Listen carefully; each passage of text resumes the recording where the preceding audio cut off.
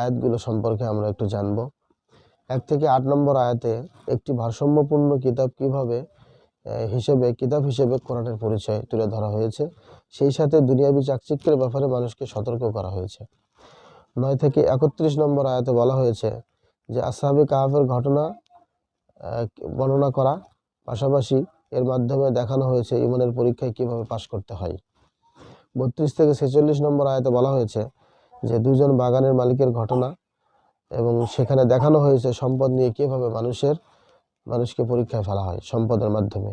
47 থেকে 49 নম্বর আয়াতে বলা হয়েছে যে আমলের খাতায় ছোট বড় সবকিছুই লেখা আছে, দেখে দেখে আল্লাহ তা লিখে রেখেছেন, অপরাধীরা কিয়ামতের দিন বিশেষ আফসোস করতে থাকবে।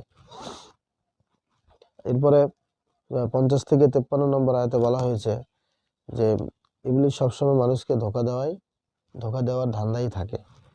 মানুষকে, অর্থাৎ মানুষের জন্য সে একটি বিরাট পরীক্ষা এই শয়তান মানুষের জন্য, তাকে কিছুতে অনুসরণ করা যাবে না।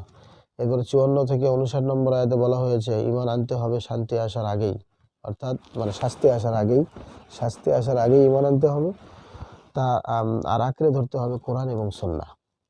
এরপরে 60 থেকে 82 নম্বর আয়াতে বলা হয়েছে, যেটা আলোকপাত করা হয়েছে সেটা হলো খিদির আলাইহিস সালাতু ওয়াস সালামের সাথে মুসা আলাইহিস সালাতু ওয়াস সালামের সাক্ষাৎ। ঘটনাটির শিক্ষা, জ্ঞান ও 2 রকমের বাহ্যিকও অন্তর্নিহিত, এই সব বিষয় আমরা দেখতে পারবো।